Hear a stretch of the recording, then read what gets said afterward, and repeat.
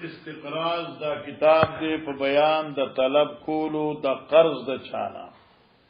یعنی حکم د طلب کولو د قرضې د چانا،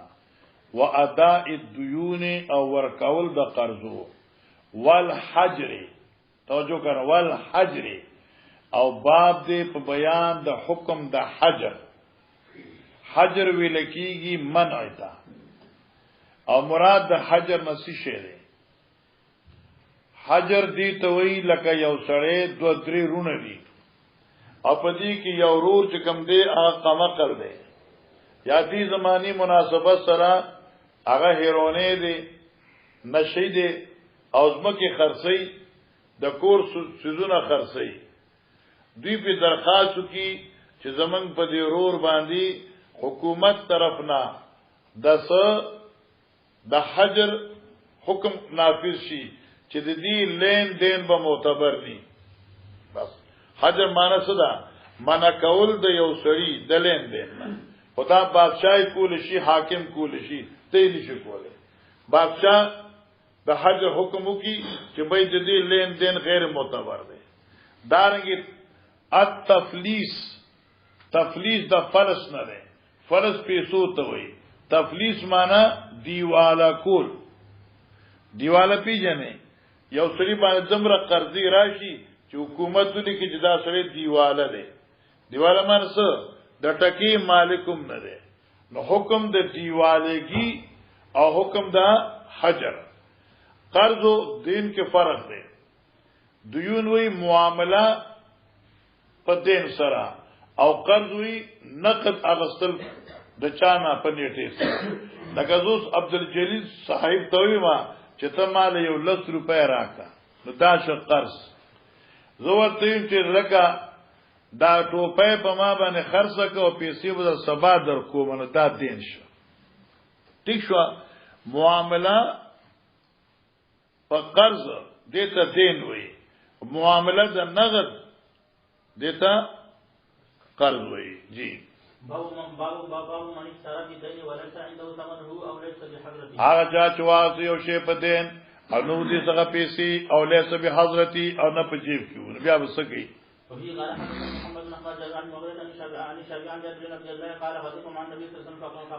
هغه یو وخت چې بار بار برازي شابه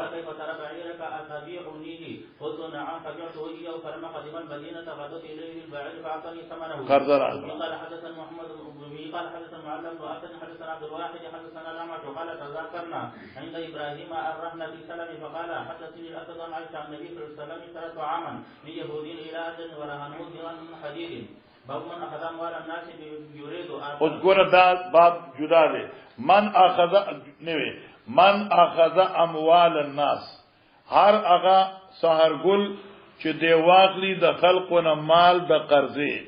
یرید اداءها، پزکی اراده و جب قرض خلاصوم، نو اس جواب مقدر دے.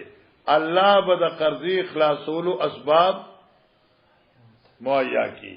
ماشا میسر کی، او اطلافها او یرید اطلافها، یہ دے ارادہ کی دغی یرا قرضہ تی واغلا و ارادہ دا جزو قرضہ لیوی او قرضہ بسوک ورکی. بعض خلقی عادتی د قرضی وقتو بیا ورکی نا، نو اطلقه اللہ، نو اللہ بالمال تباہ کی. جیسے کرو گے تو ویسی سزا د فعل د جنسی. جی قال حدثنا عبد العزيز بن عبد الله الاويسي حدثنا سليمان بن بلال عن ثور بن زيد عن ابي الغيث عن ابي هريره النبي صلى الله عليه وسلم قال من اخذ اموال الناس يريد اداءها ادى الله عنه ومن اخذ يريد اتلافها اتلفه الله. باب اداء الديون. وقال الله تعالى ان الله يامركم ان تؤدوا الامانات الى اهلها واذا حكمتم بين الناس ان تكونوا بالعدل ان الله نعم ما يعظكم به. اداء الديون معنی دا د ترغیب دے په بیان، یا دا باب دے په بیان د وجوب د اداء الديون. الکه چې قرضه دي چانه غستی، نو دا پتا واجب دي چې قرضه خلاص کا. وقول الله تعالى ان الله يأمركم. وشو مخکدا. قال حدثنا حدثنا ابو شهاب عن عامر عن ابي ذر قال كنت مع النبي صلى الله عليه وسلم قال ما فسر لي احدا قال إن الأكثرين هم الأقلون إلا من لك پات جو کرکا پات شو خلاصو بھی انشاءاللہ. قال ما أحب أنه يحول لي ذهبا ينقص عندي منه دينار فقتلتني إلا دينار أرشده لغيري ثم قال إن الأكثرين هم الأقلون إلا من قال بالمال هكذا وهكذا وأشار بشهاب بين يديه وعن يمينه وعن شماله. قد مر هذا الحديث مرارا. وتقدم غير بعيد وسمعت صوتا فأردت أن آتيه ثم ذكرت قولا مكانه حتى آتيك فلما جاء قلت يا رسول الله الذي سمعت أو قال أصوت الذي سمعت قال وهل سمعت قلت نعم قال أتاني جبريل فقال من مات من أمتي ترى يشرك بالله شيئا دخل الجنة قلت ومن فعل كذا وكذا قال نعم. دا حدیث امام بخاری راوړ صرف دې لپاره چې فوق الثلاث کې مال الله احد د سرو راکی نو زبا دا ټول خرچه کم سوا دغه نه چې پیسې په پاتې کوم څه ارشدو لدین فرض محال کې په ما څه قرضه وا نو هغه لپاره و پرېګدم نور وټول خیراتی کوما نو مانه مشوا وجوب ادای دینے جی. وفي قال حدثنا احمد بن شبيب بن سعيد حدثنا ابي عن يونس عن ابي هشام حدثني عبد الله بن عتبة قال على ابو هريره قال رسول الله صلى الله عليه وسلم لو كان لي مثل احد ذهبا ما يكثرني الا يمر على ثلاث وعندي منه شيء الا علي ثلاث وعندي منه شيء الا شيء وفده لدين رواه صالح وقال عن الزهري باب استقراء الابل. یعنی سمانه شو امام بخاری دې کې داخی چالک اوخ قرض اغسته شي دا څنګه چې واځي دا قرضه چې دا نو دا پیسو پورې مختص ده نه کې تاسو غ پیسې نه چانه او خخلی په پیسو قرض باندې نو دا لین جایز ده. حضرت هغه سودا او د جابر ذکر کړه. يحدث عن ابي هريره ان رجلا تقاضى رسول الله صلى الله عليه وسلم فاخلص له فهم به اصحابه فقال دعوه فان لصاحب الحق مقالا واشتروا له بعيرا فاعطوه اياه قال لا نجد الا افضل من سنه قال اشتروه فاعطوه اياه فان خيركم احسنكم قضاء باب حكم التقاضي. ماشاء الله باب دې په بیان د خسته لهجه په خسته لهجه مطالبه د قرضې د بلنا اګستا په چا باندې قرضه ده تو ورته لاړ شي ورته السلام علیکم برور څنګه طبیعت ته خدي یرا کنه دا تمهید ورته تړي نو دا خبره ده اجه ته شابه پیسې وباسه ته کوټه بچیانو پیسې راکېنا وږي دا طریقه خنه ده خو ته تقاضیان. وفي قال حدثنا مسلم حدثنا شعبة عن عبد الملك بن عمر عن ربيع عن حذيفة قال سمعت النبي صلى الله عليه وسلم يقول مات رجل فقيل له ما كنت تقول ما قال كنت أبايع الناس فأتجوز عن المرسل وأخفف عن المرسل فغفر له. قال أبو مسعود سمعته من النبي صلى الله عليه وسلم باب هل يعطى أكبر من سنه. دا حدیث مخکې تیر شوی لکه تا نبی علیہ الصلوۃ والسلام یو سړی نه اوخه غسته او هغه کم عمره و هغه چراغ مال پیسې راکې یا اوخ زما عادت وته چې غیر ورکړي ته تا چې څنګه هغه سو هغه شنه دی ومنو کټ ولا ورکړي کنه دا د حسن تقاضی ده. پونه شي لکه مثلا تا د کال بيزا غسته او استاد څخه یو نیم کال ده او ته په یو نیم کال ولا د کال په ځای ورکړي دا حسن تقاضی ده. وفي قال حدثنا مسلم حدثنا يحيى عن سفيان حدثني سلمة بن بهير عن ابي سلمة عن ابي هريرة ان رجلا اتى النبي صلى الله عليه وسلم يتقاضى وبعيرا فقال رسول الله صلى الله عليه وسلم اعطوه فقال ما نجد الا في النار من سنه. قال الرجل اوفيتني پورا دراک ما ته حق زما اوفاك الله الله دې تعالی پورا اجر در کې د خپل طرفنا. فقال رسول الله صلى الله عليه وسلم اعطوه فان من خيار الناس احسنهم قضاء باب حسن القضاء. حق روایت قال كان لرجل على النبي صلى الله عليه وسلم سن من فجاء يتقاضى فقال اعطوه فطلبوا سنه فلم يجد له الا سنا فوقها فقال اعطوه فقال اوفيتني او قال له لك. قال النبي صلى الله عليه وسلم ان خياركم احسنكم قضاء. وفيه قال حدثنا خلاد بن يحيى حدثنا بكم حدثنا محارب بن دثار عن جابر بن عبد الله قال اتيت النبي صلى الله عليه وسلم وهو في المسجد قال مثل اراه قال ضحى فقال صلي ركعتين وكان لي عليه دين فقضاني وزادني حوز تقاضا. چلو باب اذا قضى دون حقه او حل له فهو جائز. اوس دا صورت ته لکه ګورا زما پتا باندې 10 روپے وي او زه چرالم تانه به قرضې وصولولا تاوی یاره خلص نشته دا 9 روپے واغلا او دا روپے بدل بیا چر ترا کوا زیم 1000 روپے می درته پرې خدا دا جایز یا تامان غواب اوخ بوتلو مثلا هغه د لسو کالو استاد څخه د اتو کال نه کال دی نظر زمره خیر دی کمه بیشي می درته معاف کړه نو صحیح ده خپل حق خوخه باندې جی اذا قضا دون حقی کہ اوسره فیصلو کی ادا کی کم د حق نا وحل او حل له یا صاحب د حق ورته اجازت ور کی بخنو کی جائز ده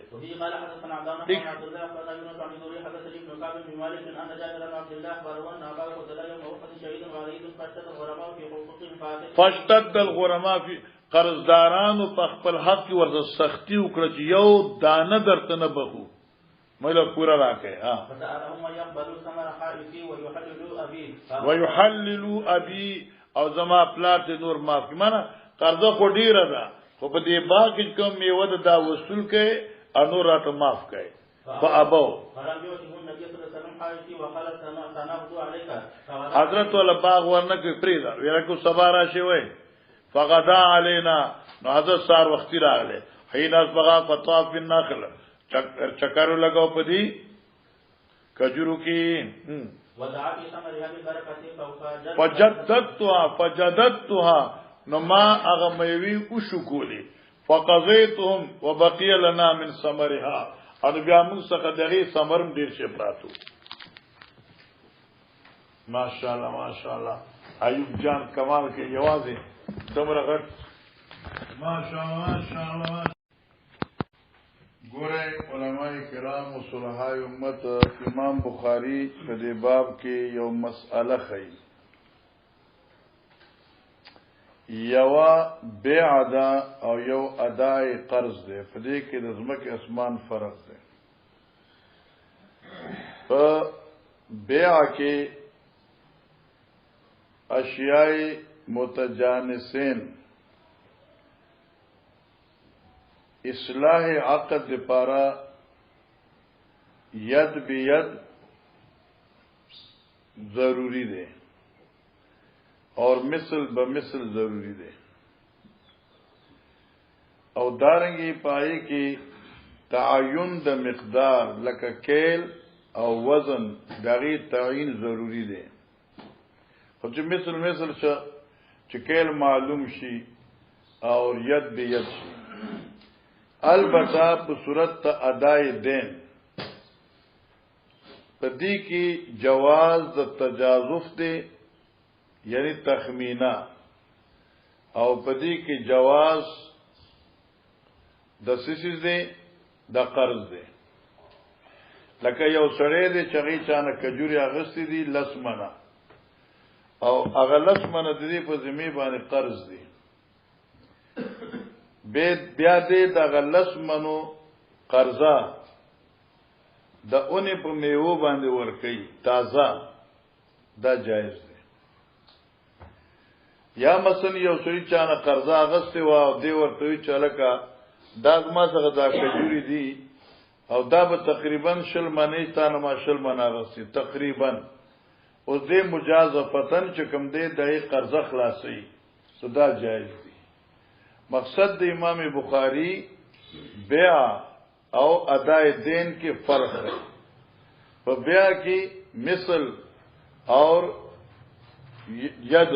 دا دواړه ضروری دي چې چېر مثل به مثل ني ید به ید ني نو ربا به جوړيږي او په ادا د قرض کې گنجائش ده او په غیبانه حدیث دا دغه جابر رضی الله عنه پیش کړي امام بخاری فرمائے اذا قاس فی الدین فهو جائز یومانکو اذا قاس د مقاسی نه ده او مقاسا د قصاص نه ده او قصاص بھی بدلے تا اذا قاس کله چې بدل ور کوي فی الدین په قرض کې فهو جائز نو دا جائز دی تمرن به تمرن برابر خبره ده چې د کجورو قرض په کجورو خلاصه او غیری او تمرن به زبیبن شي او تمرن به کورمن شي یا غیر شي دا جایز دی دارنګ بیاری وسراشه و اذا قاسا جازفتن او کله چې یو سره بدل خلاصي په تخمین سره په قرضه کې نو دا جایز دی برابر خبره ده چې دا تخمینا تمرم به تمروي او کې غیر تمر نوي لکه شعیر به شعیروي یا هنت به هنتوي نو قاصه د مقاسه نشوا او مقاسه بدلی تشوا بدلا قرض شوا قربان حدیث دا جابر د چتا تقریبا په کرات ویل دی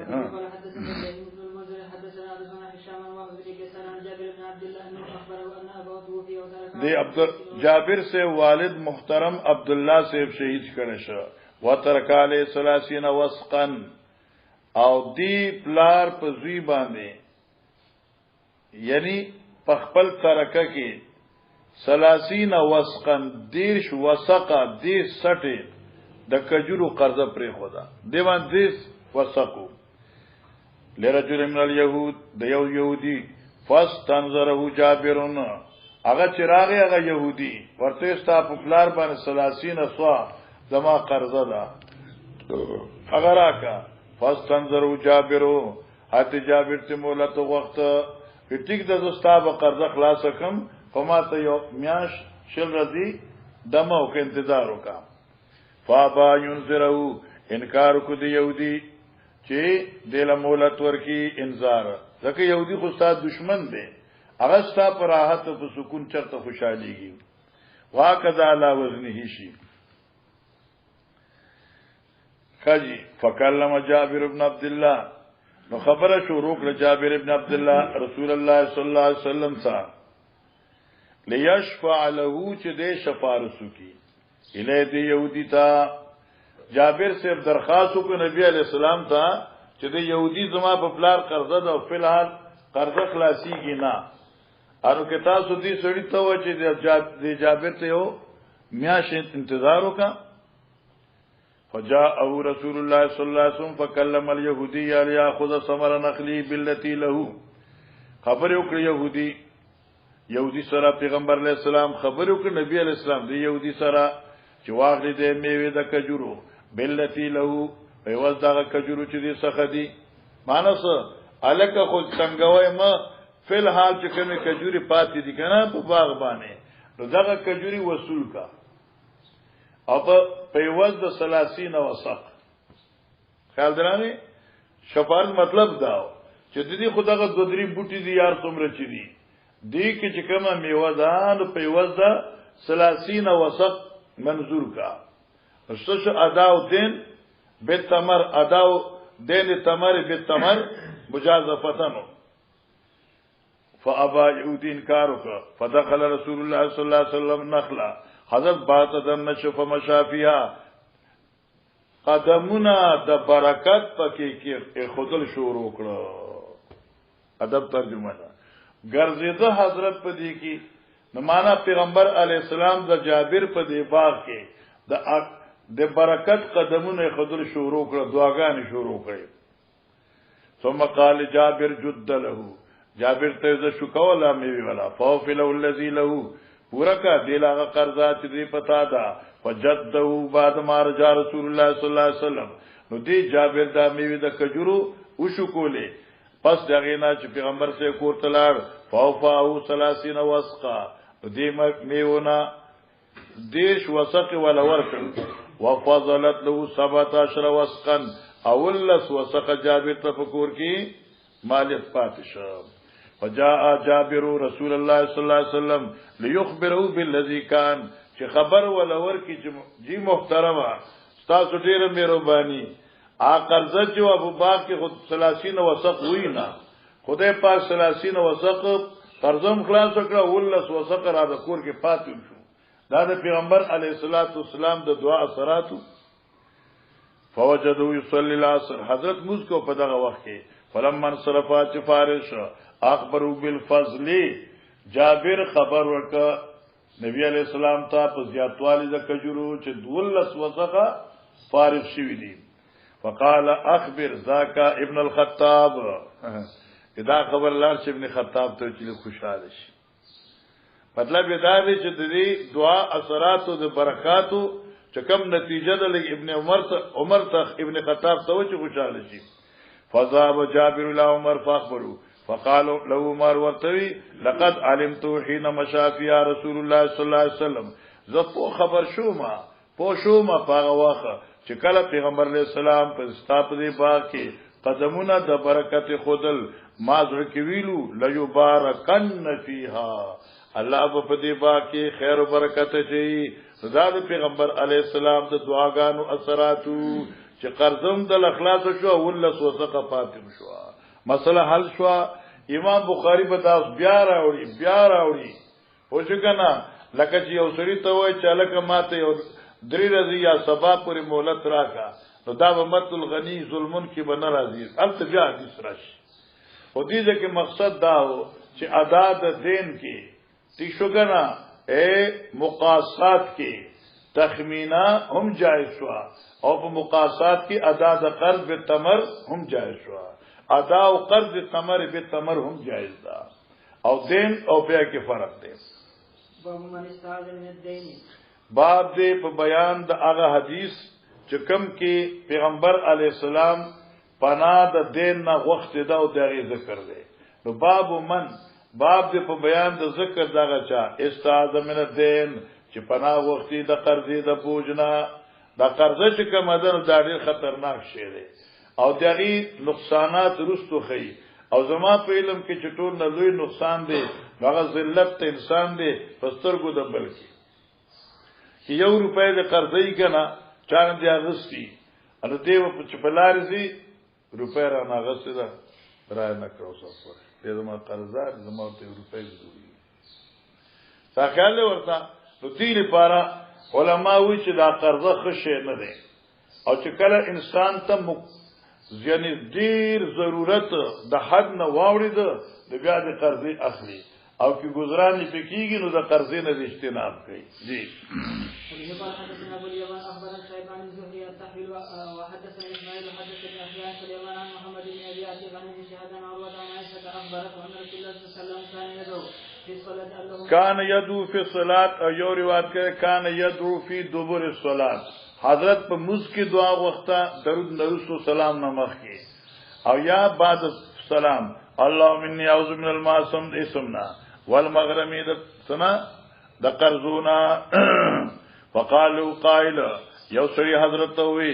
ما اکثر ما تصید من المغرم الله پیغمبر ډیر زیاتی ته دعاګانو کې چې پناه غواړي د قرضونا سابق دعاګانو کې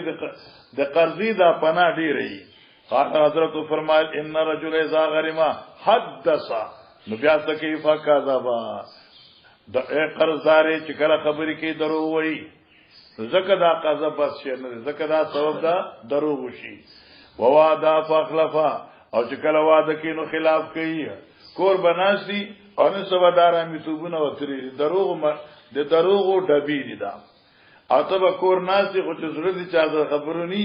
په زخ بارې په چاته بار خبره کوم یاره کور نه مانه چې کور وینم ما درسه بندوبست کړم نو یو خو به دروغ وای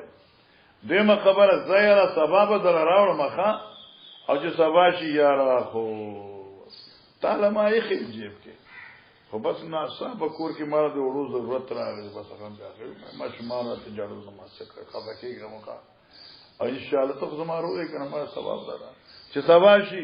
یاره خو بس کنه انا بیا بالته کې ته زما روې رسول کاره براته ګوري پوښ کنه او دې لپاره دا قرضه نقصان دي ځان ته ساته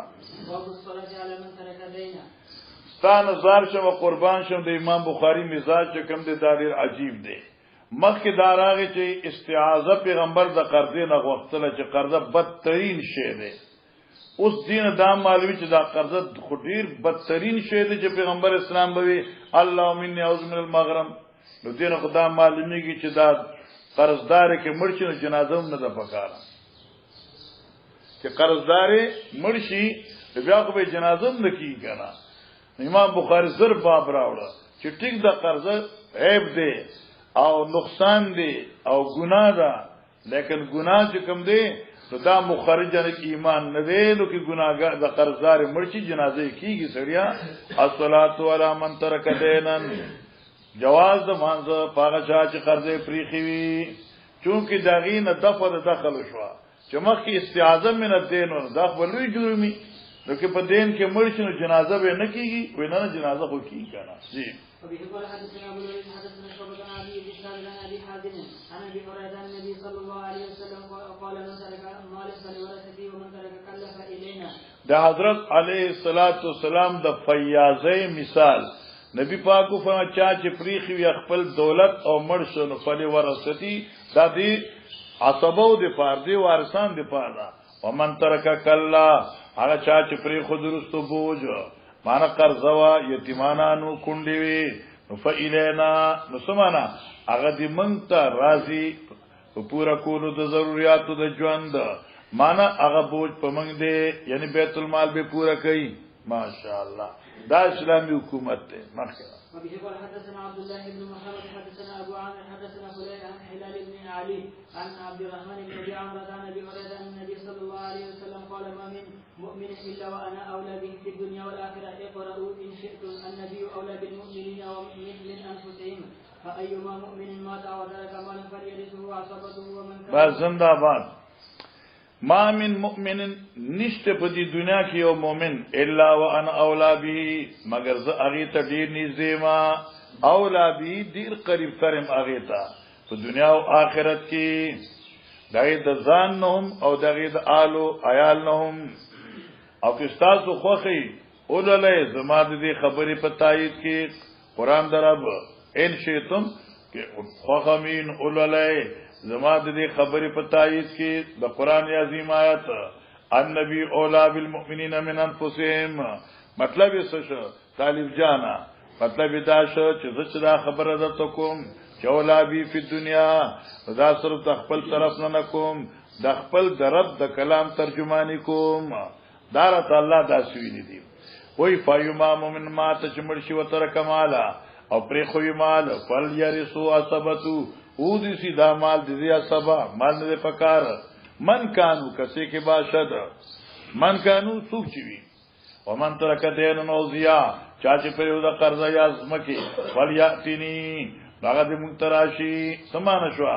قرض پرې خدا یا زیا پرې خده یا خو مان دادا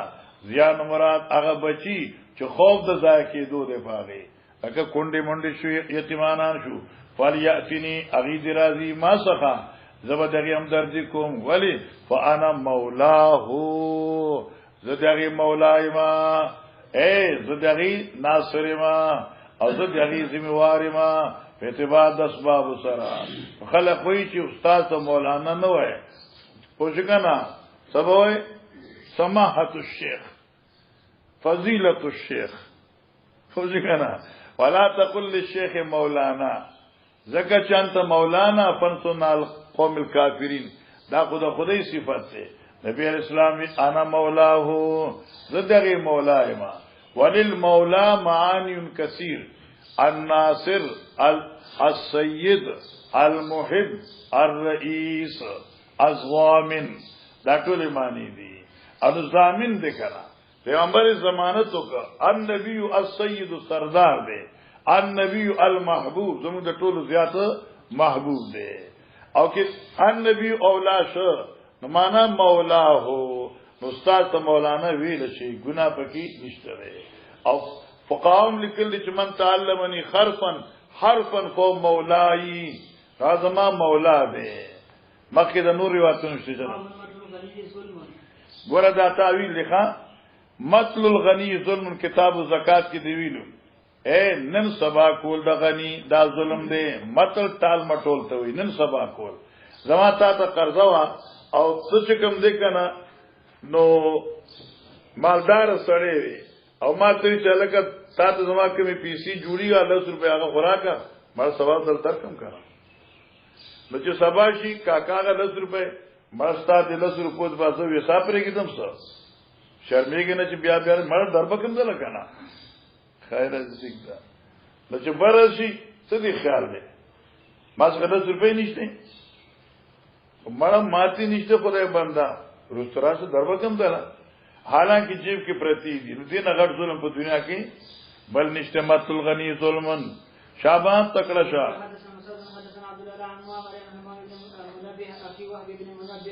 أنه سمع أبا هريرة يقول قال رسول الله صلى الله عليه وسلم مطل الغني ظلما باب لصاحب الحق مقال. الله اکبر. ګوره مولانا صاحبہ لصاحب الحق مقال ہے، صاحب حق دے پارا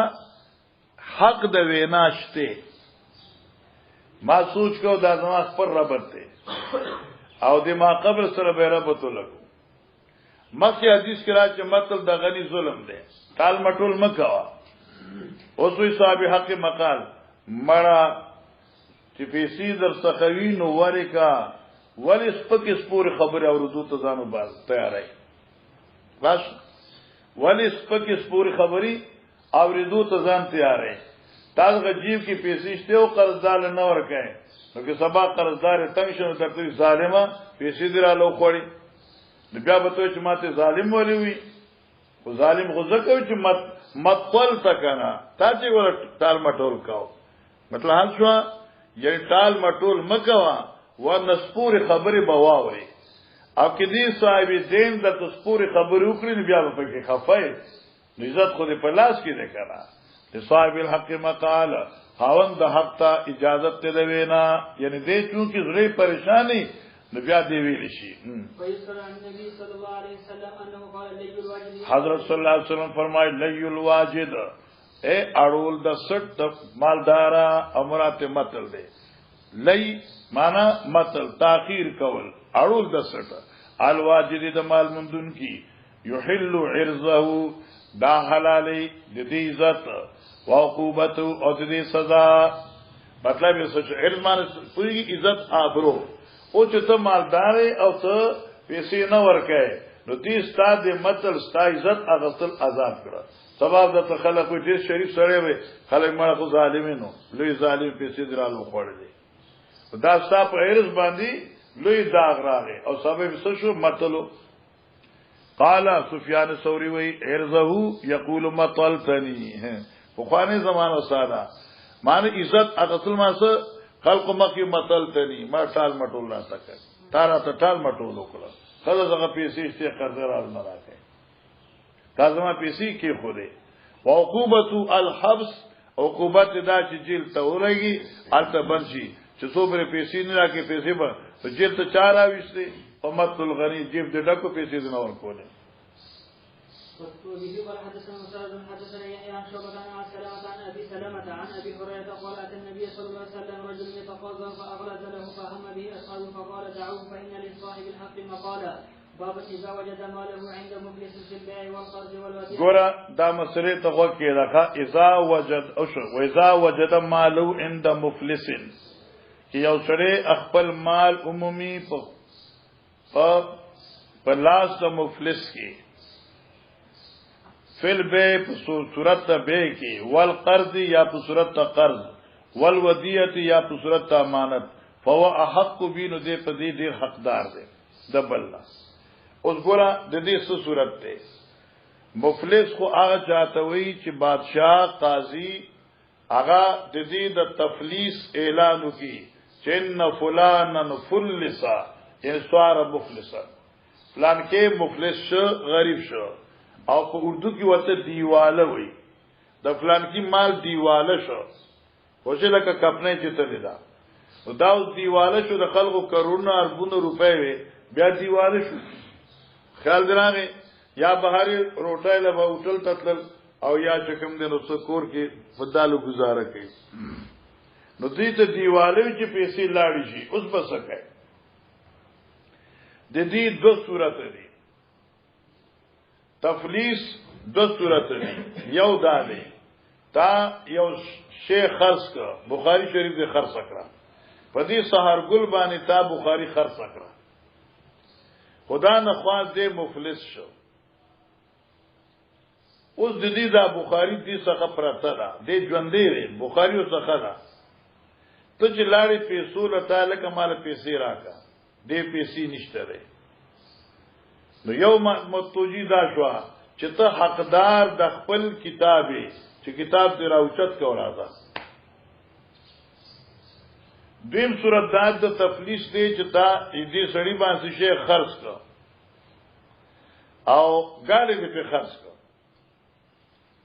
او هغه پیسې د دې په ذمہ باندې پاتې وي او د مرشبل سوخه پوجګنا د مرشو اوس روسو په ترکه کې هیڅ دې پاتې شوی اوس دې ګاډي سه شریسو حکم دی شوافی علیہ الرحمت فرمائی فوا حق بھی بائی دا گاڑی چه دے آج دی خبر حقدار دے بس گاڑی با تیراواز بھی راضی با احناف فرمائی چه نا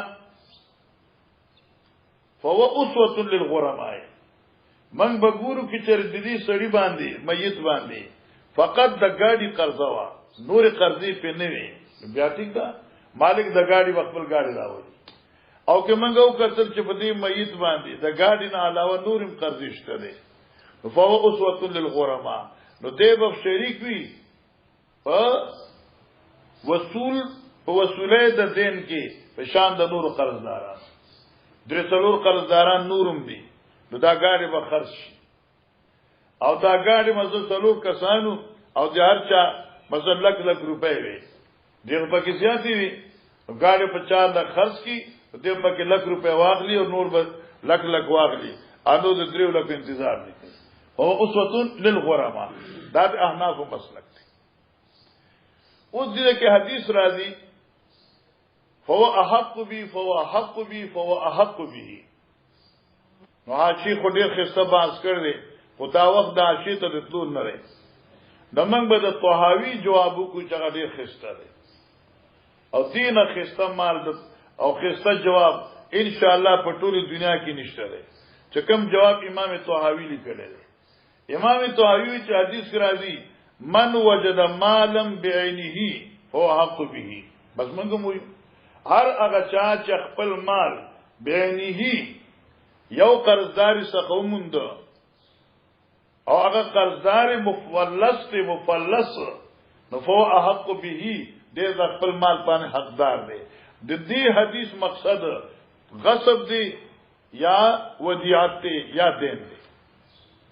دین پریدا غصب دی یا ودیعت دی چاہتی سکا مال خو بطور ودیعت فواحق بھی لکه دا این مال دی دی او کی چردا غصب دی چتن چانه گاڑی تختولو فواحق بھی این گاڑی خود دقه دی لیکن په صورت د بے کی عین مال نه جوړیږي لکه چې دا گاڑی چې دی خرڅ ک نو دا د بای د ملکیت نه وته چې د بای د ملکیت نه وته د مشتری په ملکیت کې داخل شو نو عینیت ختم شو عینیت ختم شو چې عینیت ختم شو نو فاسوه للغرماء دینه خ جواب بل درته نه ملایږي د طحاوی په حواله سره انور عاشق دې جوابونه داخله عینیت ختم شوی د بس ټیک شو مخکې وقال الحسن إذا أفلس وتبين لم يجوز عتقه ولا بيعه ولا شراؤه. وقال سيد بن المسيب قضاء عثمان. وقال حسن بصري إذا أفلس وتبين او کله چې اوسره غریب شي یعنی قاضي دای په افلاس اعلان وکي وتبين او ښکار شي لم يجوز عتقه ولا بيعه ولا شراؤه دای یعنی تصرف خپل اموالو کې جایز نشه او سو حدیث را روان دي کله مال بنه ځای کې نو ته چې غلام آزاد کې نو رسوب خریص او کې ته غلام خرڅ کې نو خدمت له سوق کوي ولا شراء او شراء جائز نه ده کې ته د جان غلام واغلی نو پیسې به چاته نه ورکړي وقال سيد بن مسيب قضاء عثمان من يقتضى من حقه قبل ان يفلس فهو له ومن هغه چا چې مطالبه وکړه د خپل حق مخکې د افلاس نه نو دا مال دې دغه مطالب دی جی ومن عرف متاع بعینه فواقبی او چا چې خپل سامان بینیو پیجند نو دا مالک ته سامان د دې حقدار دی ٹھیک شو لمانس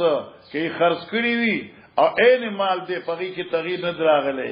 او نور پیسې ورته غنښتې نو دې د حقدار چې خپل مال بیا براوړي اند شافی او موږ عین مال هغه دی چې هغه د باید ملکیت نه وتلی ني ورغه بس شي بیا به نه غصب ودیات بيجي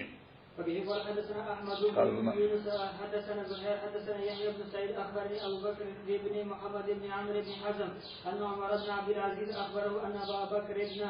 عبد الرحمن بن الحارث بن هشام اخبره انه سمع ابا هريره يقول قال رسول الله صلى الله عليه وسلم وقال سمعت رسول الله صلى الله عليه وسلم يقول من أدرك ماله بعينه عند رجل أو إنسان قد أفلس فهو أحق به من غيره. قال أبو عبد الله هذا الإسناد كلهم كانوا على امام مالک، امام شافعی، امام احمد، امام اسحاق ابن راوی حاشی لکل صحابو الى ظاهر الحدیث لکجما درتوی ونحن نؤول بتاویل الطحاوی. يحيى بن سعيد وابو بكر بن محمد وعمرو بن عبد العزيز وابو بكر بن عبد الرحمن وابو هريره وكانوا كلهم على المدينه. باب من اخر لم يرى ذلك مطلقا. باب من اخر الغريم الى الغد، هغه سره چې مؤخر کی قرضداري لرا الى الغد سباتا او نحوی یا بل سباتا او نحوی یا اغین بل سباتا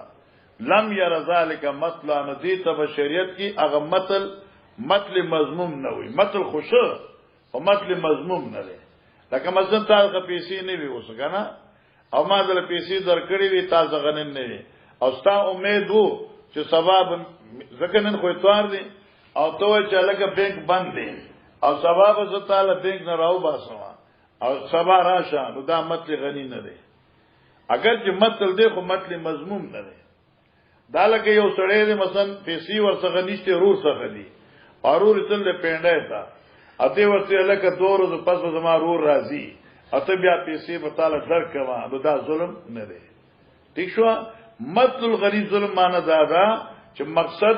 اراده د ادای دی نیوی ور اسی تال مټول کوي نو دا ګناه دی. جی وقال جابر اشتد الغرماء في حقوقهم في دين ابي فسالهم النبي یعنی سختی وکړه قرضدارانو په حقوق خپل کې په بعد قرضې د پلار زما فسالهم النبي صلی الله علیه وسلم ان يقبلوا ثمر حایتی حضرت ورتوی چې بس واخلې میوه د باز څه دي فابغ انکار وکړه نو فلم یوتم النبي صلی الله علیه وسلم الحایت میوه د باز ولم یکسره لهم او دامی ولا فی الحال مات نکړي وقال صاحب علیک غدا زین زی سبب د تاسو د وخت راشم فغدا علینا هی نصبها فدعا فی ثمرها بالبرکتی فقضیتم مخیات استیر شو. باب من مال المفلس او المعدوم فقسمه بين الغرباء او اعطاه حتى ينفق على نفسه. گورا مولانا صاحبہ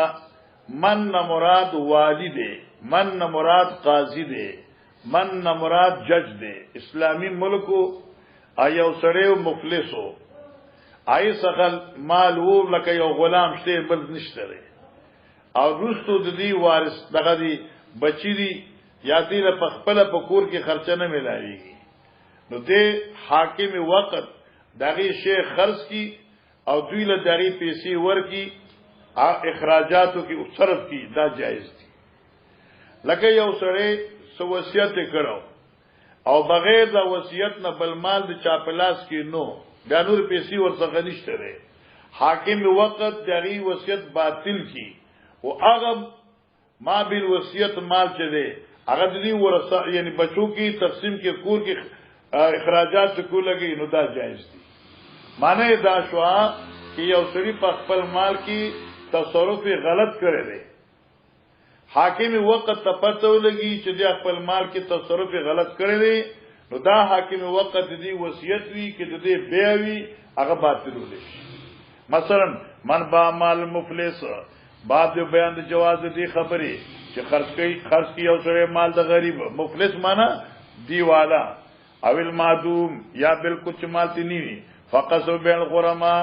دا بای دا تقسیم کې من د قرضدارانو کې نو دا جایز دي. مثلا یو سره دې اگر هغه او توي چې دې باندې زما 10 روپۍ دي بر راغی زما 10 روپۍ دي بل زما په 10 روپۍ دي حاکم وقت دا مدیون راو بل چرکه قرض ول نه ورکه پیږي سشته نه دا یو ویزا درا کرنو هیڅ نشته ښا بادشاہ وقت قاضي ویزا به خرڅ کی او دې د قرضدارو قرضې به خلاص کی دا د بادشاہ وقت اجازه ده ښا او آتاو حتا انفق علی نفسی یا باغ پیسې ویزا خرڅ کی او دې ته وې چې ځان وړه راړه وړور کرنو چینی خو ومنو نو بادشاہ وې چې دا ویزا خرڅ کا اور راځه شاب دوتری پورې وړه راړه او ځان دوری سلو دړې چینی راړه کومه خلاص کې ویزا ز سکے وبه قال حدثنا مسدد حدثنا يزيد بن زريع حدثنا حسين المعلم وحدثنا عطاء بن ابي رباح عن جابر بن عبد الله قال اعتق رجل منا غلاما له عن دبر فقال النبي صلى الله عليه وسلم اعتق رجل او آزاد کې یو سړی او دیتا ابو مذکور وی خادي سړینوم د ابو مذکور دی غلامن له غلام اخبل چې دغه نوم یعقوب عن دبرن یعنی پس د مرګ نه ابو مذکور غلام یعقوب نومو او دای په باره کې دی وصیت وکړه چې د مدبر دی معنا آزاد بعد الموت دی فقال نبی صلی الله علیه وسلم من یشتری مني څوک د جرمان خرڅي من اخلي فاشترانو ابن عبد الله واخذ ثمنه فدفع الیه دا مخی حدیث ویلو دا ګورا ابو مذکور چې کوم دی غلام مدبر کړ ٹھیک شو هغه غلام نوم یعقوب دی اوس دې څنګه نورې پیسې نشته لري او دې بچی دی هغه له ضرورت مال دی نبی علیہ الصلوۃ والسلام تشریف راوړ او هغه غلام چې دې سړي مدبر کړو هغه خرڅ کړ په نعیم ابن عبد الله باندې هغه مکه 800 روپو باندې خرڅ کړو او هغه پیسې واغستی او دی ابو مذکور ته ورکړي چې مړه اسی آزادې مدبر کې په خپل کور کې خرچه نشته او دې باندې مخکې باس کړ دي چې څنګه بیا د مدبر خرڅ شو بیا د مدبر څنګه شو نو یو مقید وی یو مطلق وی دا بیا د مدبر مقید و مطلقا نه دیم صورت دا دی چې پیغمبر علی السلام چې کوم غلام د دې مدبر خرڅ کړو هغه د دې وجه دی بالکل دیوالو چې دا دیوالو نو ایتک د مدبر چې کوم د دایو امر مباحه یا مستحبه دی ورته چې قرضو په دې دا خرچو د اولاد په دې باندې هغه د واجباتو درجه نه و ٹھیک شو نو الاهم فالاهم او الاهم دی هغه نه پس بیا صدقې ګورو ٹھیک شو نو ځکه حضرت سے خرڅ کړی باب اذا اقرضه الى اجل مسمى او اجله في البيع نو مطلب دې چې جایز دی یو سره قرض ورکی چاله تر نیټه مقرره پوری یا غیر نیټه د به ورکی نو دا جایز اگر روایت مخې ده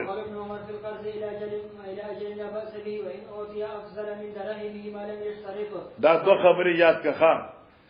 ابن عمر سے په بار د قرض علاج رنوي لا باس فی معذور طیب چې دا کتاب می در باندې خرڅ کړی او درځي پس په پیسې راکې نو لا باس فی ګناه نشته ده بس وان اوتی افضل من دراهمی کی چر دا مشتری دی بایتا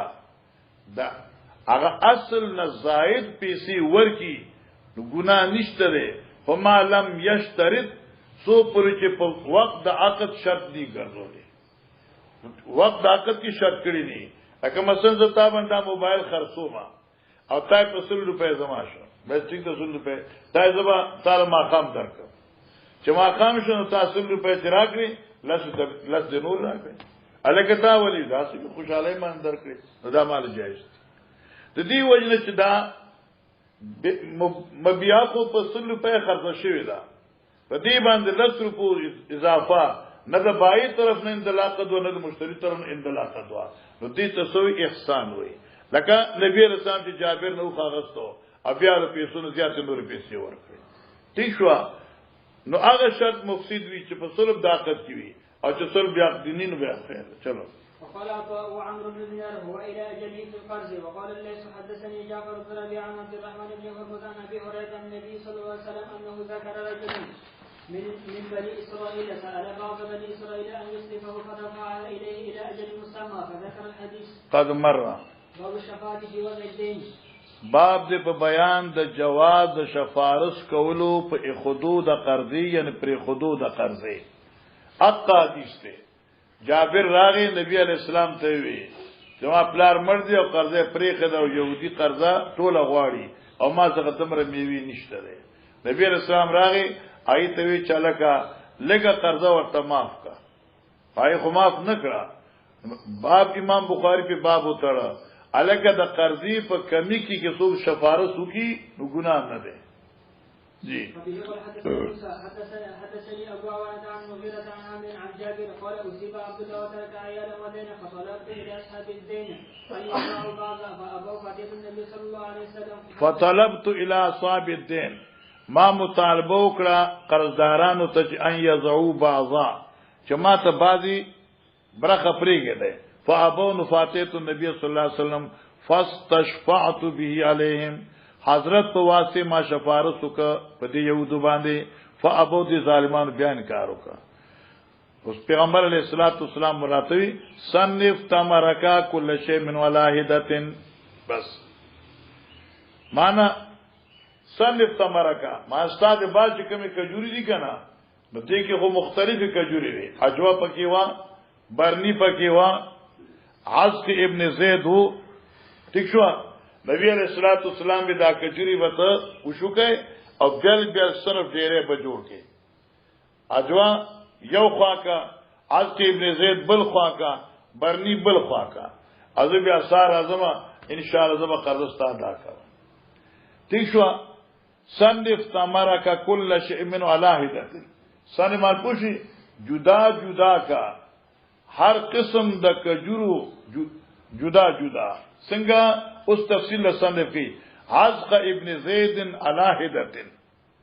دا د کجورو نوم دی ګوره عزق ابن زید واحدۃ کجوره چې مسما د پاس ابن زید دا ځان لکا ولین واحدۃ او کجوره مسما په اسم لین اغزان لکا والعجوه واحدۃ او کجوره چې مسما په اسم د عجوه دا نوغه ځان لکا ثم احذرهم بیا د قرضداران دی حاضر کا حتا تی کچرا شمتا تا ففعلت جابر ما دا شکر سمجا حضرت راغ فقاد علی یورشی کیناس وکالا لكل رجلنا او پیمانه شروع کړه لپاره قرضداري حتا استوفا چې قرضې پورا کړه او بقیه تمره کما هوا او کجوري چې سمروي اقا صفات شوي کان لم یمس گویا کې چې دغه تر لاسوم چا نی لګولې وغزاو تمان نبی صلی الله علیه وسلم علی نازخ لنا اگر روایت او زیادت المحضر په مرګتیا کې په یو اوخه خپل فاز حفل جمل نسترش اوخزما فاز حفما نسترش زکه زحفن دلې ته وی کنه او زم په اصطلاح کو تخرپوسی وی خوشګنا زحفن فلا تولم الادبار زاف دي ته چې په خرپوسی په کوناټو سره روان شي او سره چې ستړي نه بیان شي لیکره زحفن ستړي شو فتخلف علیا حضرت تمام رستو شو فوقذ النبي صلی الله علیه وسلم من خلفی پیغمبر علیہ السلام چوکا کده درستنا وقع حضرت رات بعنیه خرج کرا باندې ولک زار الى المدینه او خیر مدینه پورې لار چلته براته واله کې فلما دنونا حرکت اوس منګو چې دا شرط اصول بیاقت کې نه ده یا معنا داوا حالت مال خرج کا قدرت زنیشن سنبالولې مالما مدینه کې بیا حواله کې او دا شرط نه دی چې تو چې عقد و فاسد شو فلما دنونا استاذنتو چې نږدې شوم اجازه راکړه چې په منډه لاړ شم قلت ما یا رسول الله صلی الله علیه وسلم انی حدیث صادم به اور سنے می وعده کړه قال ما تزوجت بکنا صیبا قلت صیبا بس وای اوس وی اصیب عبد الله زما پلار عبد الله شهید شو ترک جواریه او رسول لونه پر خودی صغان وړي وړي فتزوجت صیبا نو ما وعده کړه ځان له صیبا یعنی مشرخه ده ولی تعلمهن وتؤدبهن چې دوی ته تعلیم او ادب ورکي ثم قال بیا حضرت رات ایتیالک زلال شکرتا فقدمت زرال فاخبرت خالی ببيع الجمل خپل ماما ته می چې دا په حضرت سے خرڅ کړ دې فلا منین ماما ز ملامت کړم چې خوریا ولې دې خرڅ کړ دې فاخبرت ببيع الجمل نو ما ورتوي چې دا ستړي شو سفر نشو کوله وبالذي كان النبي صلى الله عليه وسلم وقزي يا خبره مې ذکر کړه فلما قدم النبي صلى الله عليه وسلم غدوت اليه بالجمل صار وقتي ولا اخبط فاتاني سمل الجمل والجمل وسامي مع القوم رايك مال الجمل رايك مال سمل الجمل اپي سيد والجمل او اخرى لهم راك وسامي مع القوم او غش ابرخه د جهاد کی اغمرات راکړه نو اسی پیټی می ډکړل نو ماما ته مې مکه خودل چې تا اوخم خرڅوا اوخم راغې پیسې هم راغله داسې مهربان شخصیت تا چرته لیدلې په معنی څه شو الګه عقد نه زیاتې پیسې ور کړې شو شفارس هم شو جایز دي ځکه چې هغه صلح عقد کې نو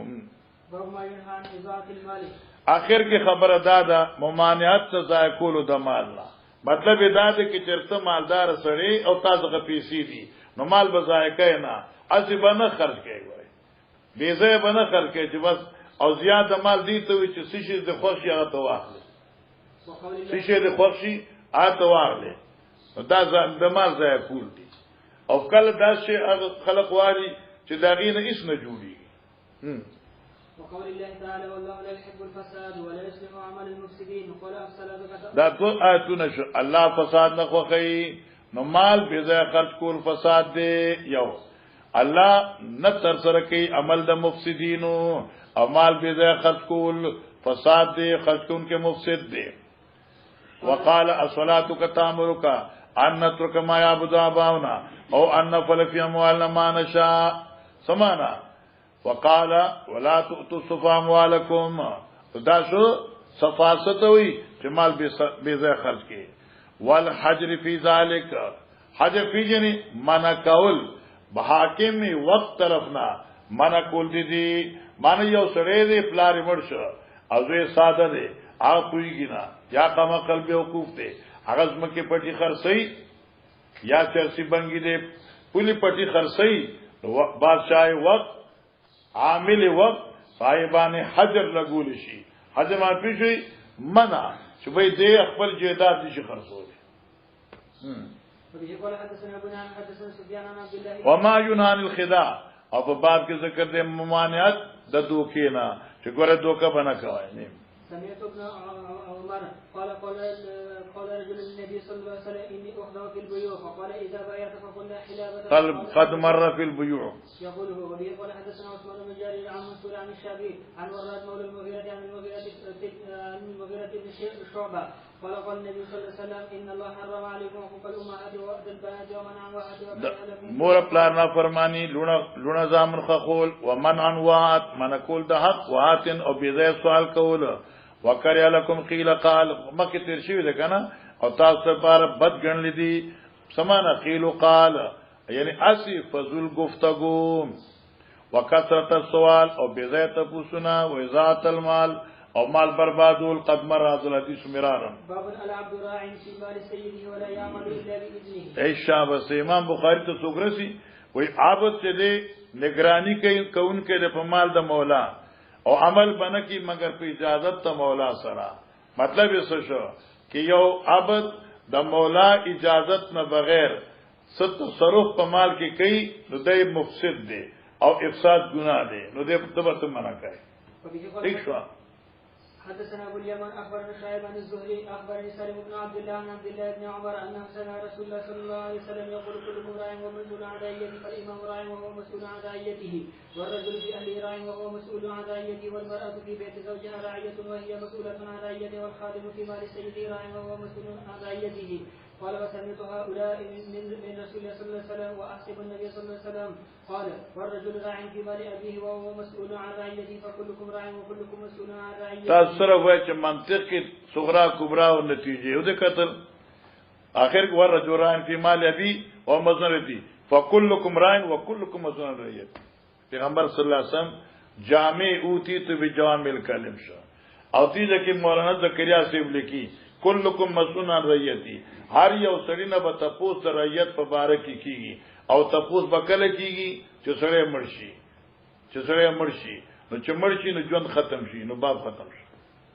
بسم الله الرحمن الرحیم فی الخصومات